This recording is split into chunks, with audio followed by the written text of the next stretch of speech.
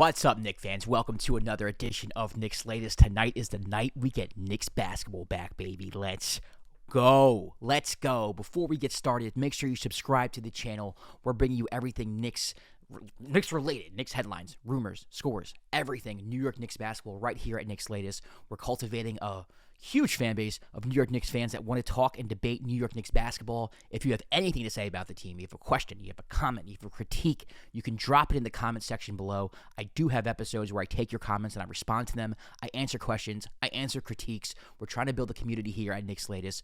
Looking forward to the most anticipated Knicks season since the Ewing era, a season in which the Knicks can finally say that they are favorites or should be going to the NBA Finals. A very exciting time to be a Knicks fan. A new golden age of Knicks basketball. Let's get to it. Of course, we got the Knicks Cavs tonight, but unfortunately, bad news. Mitchell Robinson's out to start this regular season, and we're going to talk about Josh in a second, but to talk about Mitch first, this is very disappointing. This is something that I don't want to say came out of nowhere because he missed the past few games of the preseason. It's not like he was playing, he was healthy, and then all of a sudden he scratched. He has missed the past few games. He played the first game. He got taken out of the second game earlier than the rest of the starters did, so we knew something might have been up. You know, Mike Brown did make comments that the Knicks are going to be managing the load that we have of Mitch Robinson, throughout the year. So that was something as well. We knew that load management was coming. We knew that the Knicks were going to rest him from time to time. That's not the surprise. It is kind of surprising, though, that Mitchell Robinson didn't play the rest of the preseason when other starters did as well. And it is surprising that he's out for the first game of the season. There was no indication, there was no report saying that Mitchell Robinson did XYZ and he's going to be out for XYZ. It seems to be something that happened. Mitchell Robinson is injury prone. Let's just be honest. He's somebody who has dealt with injuries throughout his whole career. And when he doesn't play, the red flag goes up. It's like, what's going on here? Why isn't he out there? Right? This is game 1 of 82. And it's a different situation than a Josh Hart situation, which I'll get to in a second. It's game 1 of 82. We didn't physically see him get hurt. There wasn't really any reports that he was hurt. We knew he missed games, but we thought it was just, okay, we're just managing this. This is an injury-prone player. We're just going to give him some time. We're not going to play him on back-to-backs.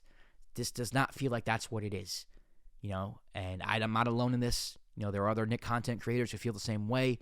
It feels like the Knicks are hiding something for us. It feels like they're not being transparent about something. Now, I'm not saying that Mitch Robinson's, hurt and going to be out for months, but maybe something happened.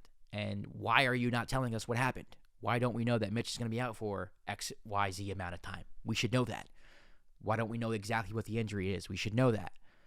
Assuming it has something to do with his ankle, but still, it's something happened. Let's get that out the way now. What is going on with Mitchell Robinson?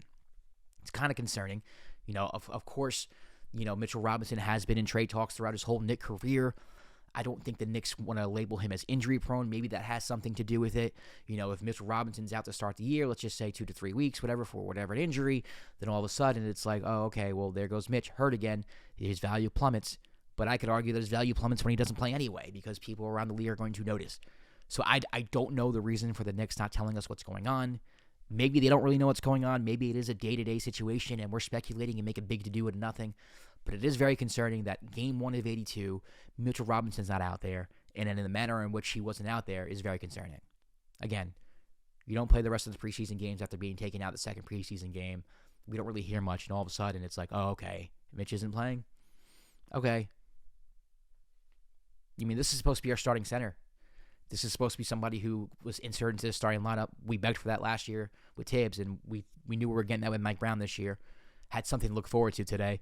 New starting lineup and how they meshed, in a real game situation against a really, really good Cleveland Cavaliers team. But unfortunately, we're going to have to wait a couple games, maybe? Maybe one game? We don't even know. So that's a very concerning, frustrating part as a Knicks fan. We're not going to get Mitchell Robinson today, and we don't know how long he's going to be out. We don't know the specificities of the injury. Very, very, very concerning. Josh Hart also out today. Now, this one makes more sense. We saw Josh Hart tweak his back in the first regular season preseason game. We saw it happen, right? Back injuries are no joke. I said this when I first saw it happen. I said it on the next episode of Knicks Latest. You do not just come back from a back injury right away. It just doesn't happen. Back injuries take time. We saw Maury Stoudemire with his back, what that did to his career. You cannot just rush back from it. You have to heal the back. If you try to force it, you're going to hurt other things. You're not going to be as effective. It is one of those injuries where you get as much rest as possible and you make sure you're 100% before you return. It would not surprise me if Josh Hart is out for a couple weeks to start the season. That would make sense to me because I saw the injury happen. We saw it happen in real life. It was reported. We knew what it was. We got it. Timeline, got it. Okay, cool. Now, is it concerning that Josh Hart didn't really get any preseason minutes with the starting lineup or with the bench unit? Yeah, I think it is. You have a new head coach with a new system. It would be nice to see Josh Hart, play with Yabusele, play with Jordan Clarkson, see what that looks like.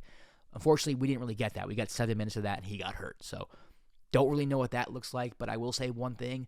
Josh Hart is a basketball player that you can plug and play anywhere. That's what I love about him. He could be on any team. He could fit on any roster, and he will make his impact felt. He's somebody who grabs offensive boards, defensive boards, plays defense, runs the break. He does all the little things and all the ancillary things a lot of players don't do. So I'm not as concerned with Josh Hart fitting into whatever lineup with whatever system. I think he'll be fine. For me, the concerning thing with Josh is now, okay, how much is his back injury going to linger? Is this going to last all the way into the playoffs?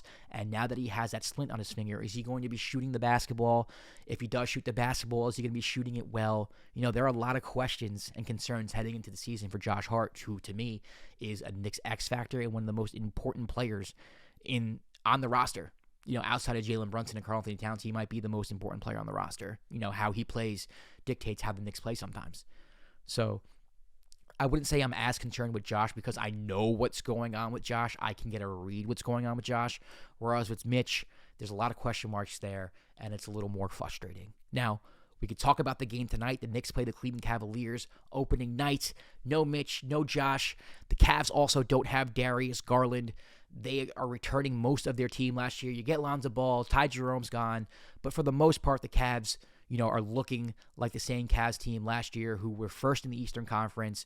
A lot of continuity, new style play with Kenny Atkinson. Matter of fact, the Knicks are looking for Mike Brown to do what Kenny Atkinson did for the Cavs last year, and that's play faster, move the ball. We saw how Kenny Atkinson unlocked Evan Mobley last year, and this Cavs team is not the same Cavs team that the Knicks knocked out the playoffs 3 years ago.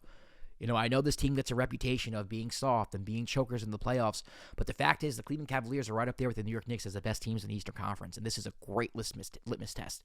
They play faster than they normally do. Their defense is better. For me, the key to the game is the Knicks going to have to get the Cavaliers in rotation and get Evan Mobley out the paint, and you got to hit the three ball. The Knicks shot a lot of threes in the preseason, but they didn't make a lot of them. They didn't shoot that well throughout the preseason.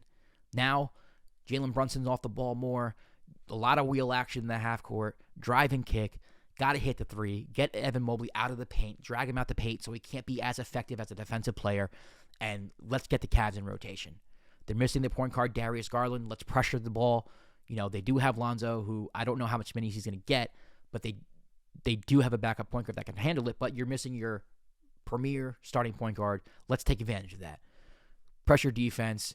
I want to see aggressive coverages from Mike Brown. I don't want to see any of this drop coverage. I want to see a different New York Knicks team stepping on the court today. We got a new head coach. It better look different. So that's what I'm looking for, right? Are we moving the basketball? Are we playing with pace?